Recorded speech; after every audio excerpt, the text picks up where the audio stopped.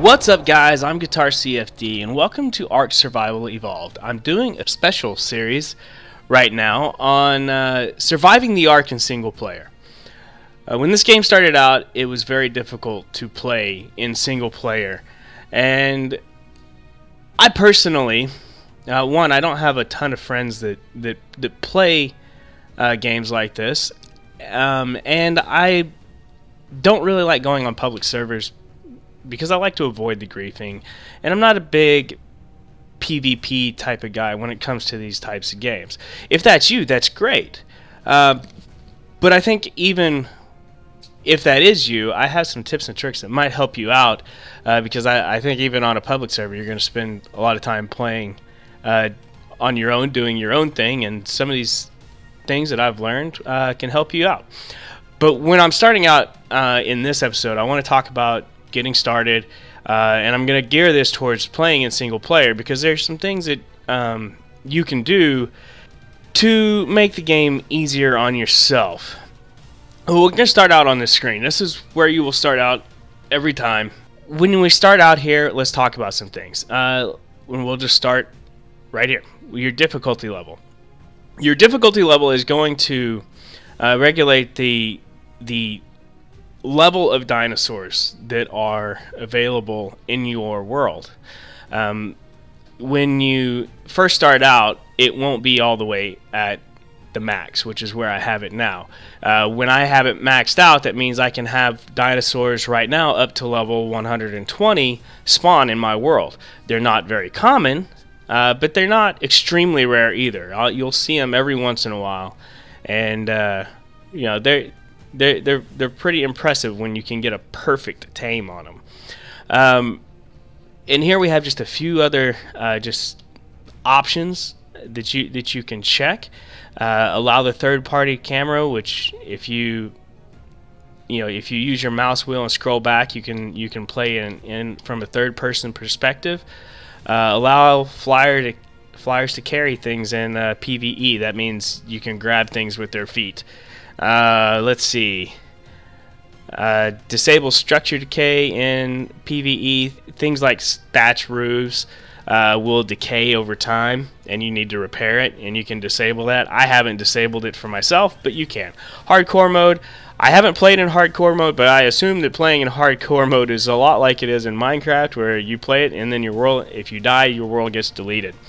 Enable the crosshair. I found this very useful. Some people consider it cheating. Whatever. It's very difficult for me to aim down the line of sight of the bow, and you can't really see where your arrows are going in this game. Showing your player location on the map is kind of vital to getting around the island. Other things that you can do to make this game work for you: you can increase increase or decrease your day cycle speed, and your daytime speed, all this fun stuff. That's going to influence how long your days and nights are and how quickly they cycle through day and night. Let's talk about the ones that I think help you out. If you want to play around with some of these others, they basically influence how much damage players do to dinos, how much damage a dino does to you. You know, you can set up how much damage your structures are going to take from dinos. There are a lot of options here to help you balance the game for yourself.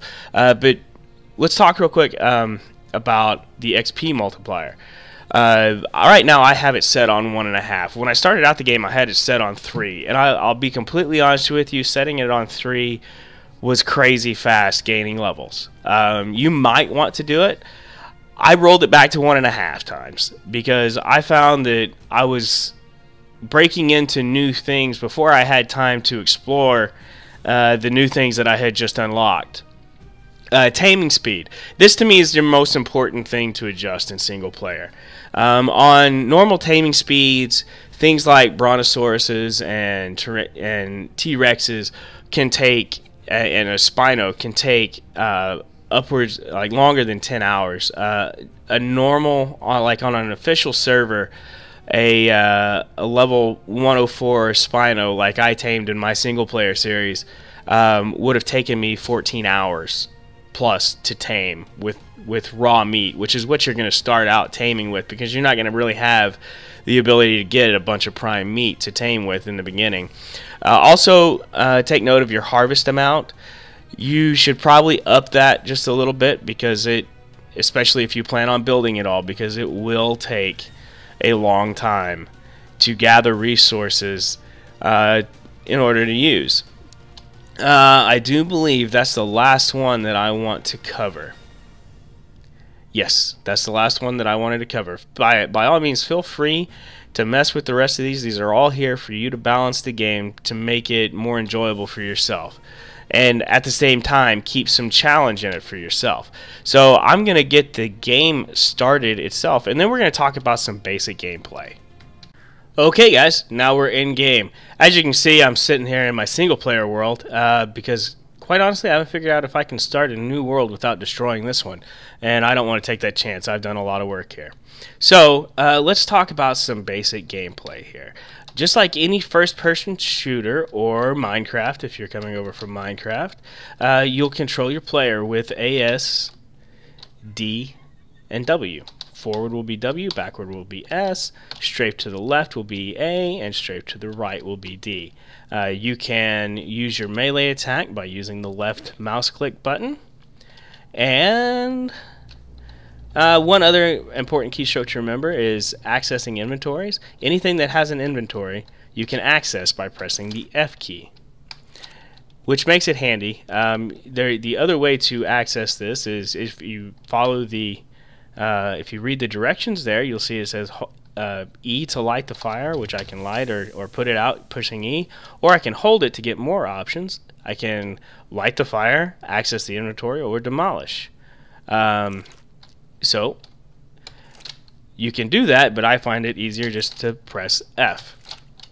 And that goes for anything that has an inventory. So there's my industrial gas grill. This even works for dinosaurs. Ooh, we'll talk about levels on dinosaurs later. So as you can see, those are some quick and easy things to get around. In your world. Now when you start out, you're going to have nothing. You can see I built up some chitin armor, but if I press I to enter my inventory and take these off, and take those off, this is how you're going to start in your world, running around in your tidy whities. So when you get started, you're going to want to find some stones, and you're going to want to find some bushes and harvest.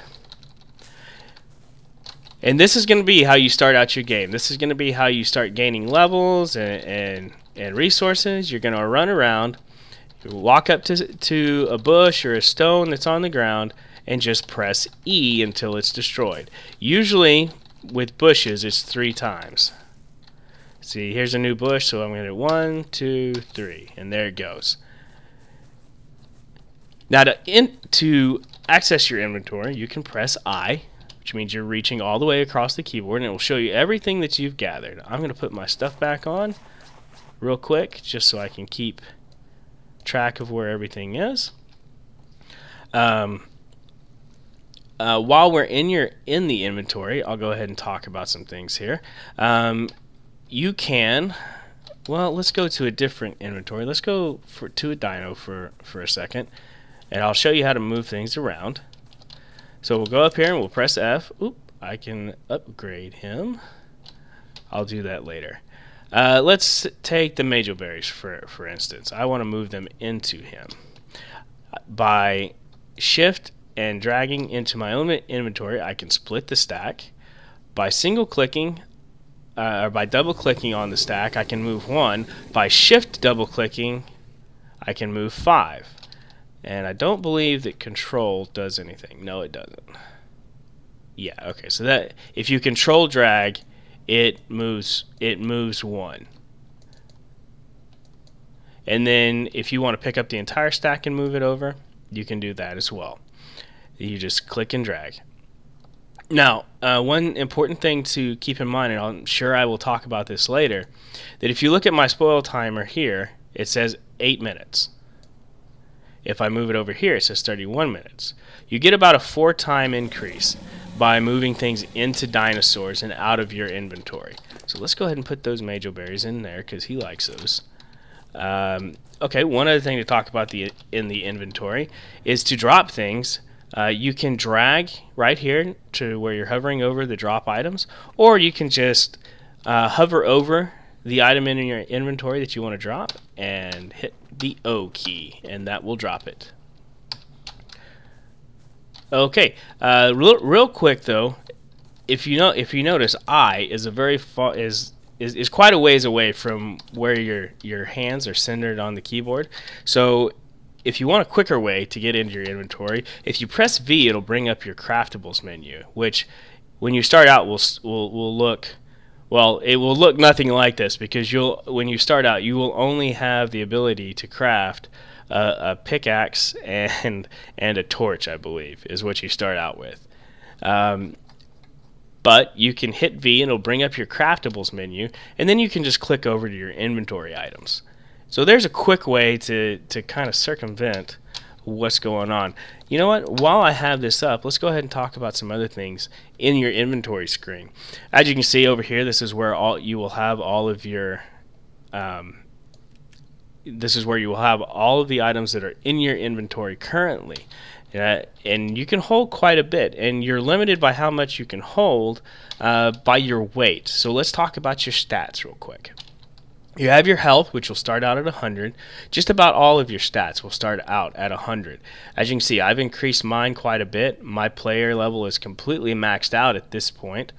My stamina and oxygen, weight, melee damage, and a little bit of movement speed, and some crafting speed, because crafting, when you start crafting large amounts of building materials, it can take a while.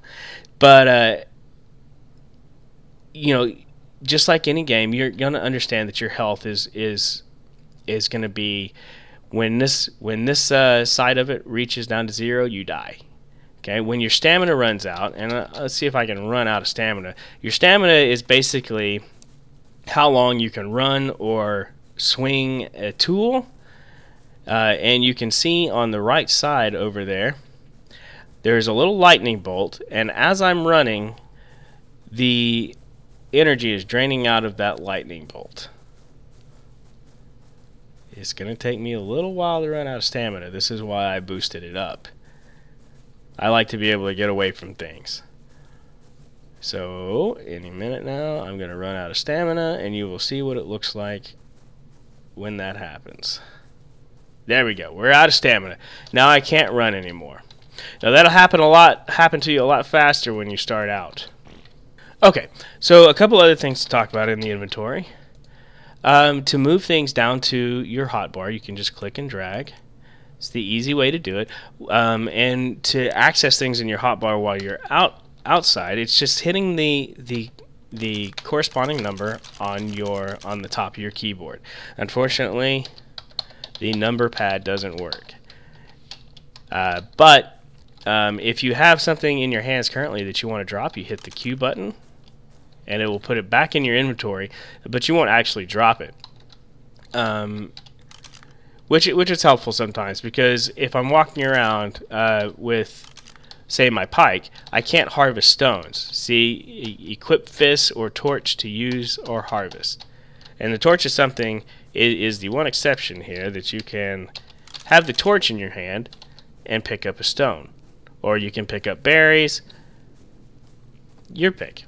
Alright, now let's talk a little bit about once you get past a certain period where you've gathered some things up, you've gained a couple levels, now you've got engram points, and you want to get a couple tools, and you'll probably get, you start out with a pickaxe and a torch. You're going to want to craft both of those pretty quick, because when night comes upon you, your torch can help keep you warm, and your pickaxe you're going to need to get the materials to craft a hatchet anyways.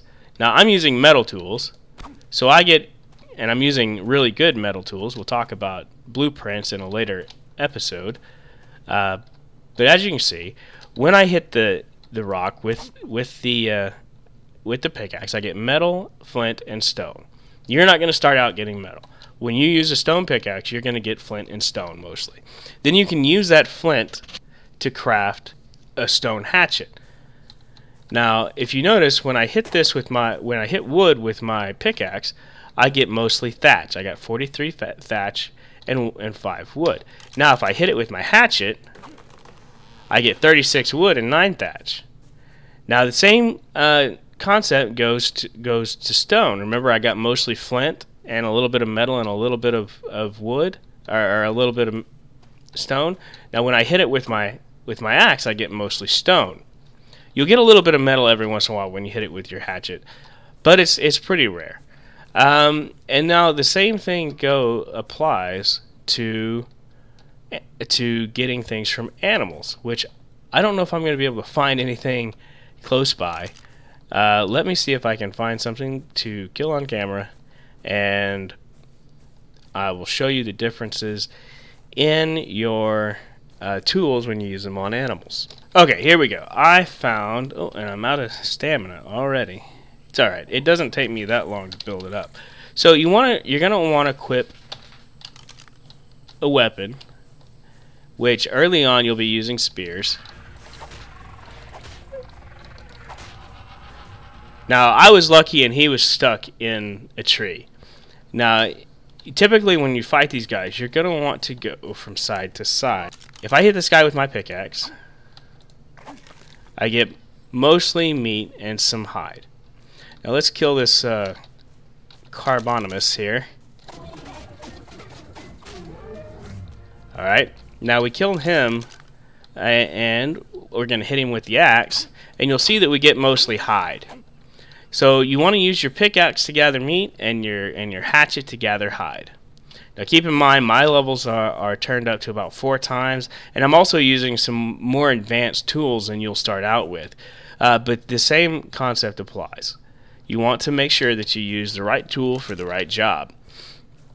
Now you'll also find out as you go that certain animals, certain tameable dinos and things like that have special skills that you can use, and it's a lot like the relationship between the hatchet and the pickaxe. Now we'll talk a little bit more about that later on, but just keep that in mind as you start out. A lot of the animals you're able to tame early on will be able to mostly gather thatch, but you can get into like a mammoth, which is better for grabbing wood. Don't ask me why I have this many dillos. It's kind of embarrassing. And one thing I forgot to mention, so I'm cutting this in after recording. Let's go back to our inventory, and there are a couple meters that I forgot to mention, and they're very important. It's your food and your water meter. So just over time, your food and water meter are going to go down. The more active you are, the faster your food meter is going to go down. If you're out gathering stuff and swinging a pickaxe or a hatchet, your food meter is going to go down. If you're running, your food meter is going to go down. One reason for that is replenishing your stamina uses your food. Let's see if I can run this down just a little bit more, because I want to show you a couple things that have to do with replenishing your food meter. Now, you can eat a lot of things in this game. For instance, you're going to start out by eating berries, which you can click on here and say use food item, and you get about 1.5 roughly per berry. Now, I don't know if you get more from different berries. That was 1.5, and a Majo berry, 1.5. So they're all the same. And one thing you can do to make this easier is you can drag them down to your hot bar and have just a bunch of berries on your hot bar, and just alternate between hitting those 2 or those 3, however you have it. Now let me see if I can get my hunger back down. So each berry will replenish 1.5 food. Now each cooked steak will replenish 20 food. So obviously eating cooked steak is a much better option, but you can keep more berries in your inventory for less weight, and also everything spoils that's edible in this game. Okay, that ought to get us down. And it's going to run us down. Let it stop. So 77.3. This should take us to, I'm going to eat one steak. It's going to take us to 97.3. About. Almost exactly. Well, exactly 97.3. So keep that in mind. Make sure you keep an eye on your health and water, or on your food and water. Now, when your water gets down, early on, what you're going to want to do is you're going to want to get submerged, and you'll automatically fill up. And again, the more active you are, the more you're doing, the faster your water meter is going to run down. And it also goes into replenishing your stamina. Now, you can also get to where you're standing in it, and if you hit E, you'll take a drink. As you progress in the game, one of the things you're going to want to unlock will be what you see there on the end of my hotbar is the water skin. So when I'm standing in water, I can hit the 0 key and it will fill the water skin up. And as I'm out doing things, I'll automatically take drinks out of the water skin. Now that doesn't always work. You will lose hydration over time, and in certain conditions, you won't drink out of it, and you'll have to force drink it. But you can force drink it just by hitting the 0 key. Now, once you've done that, it completely empties it completely empties your water skin. And also, it's important to note that these water skins do leak over time, so that even without using them, they will drain. Later on, you can get water jars and canteens to carry around with you that don't leak. I think I've covered everything that I wanted to cover in some basic gameplay. If you can think of anything that I might have skipped, by all means leave a comment and let me know, and I will come back to it in a later episode. I hope you learned something from this. I hope you enjoyed it, and I will see you guys in the next episode.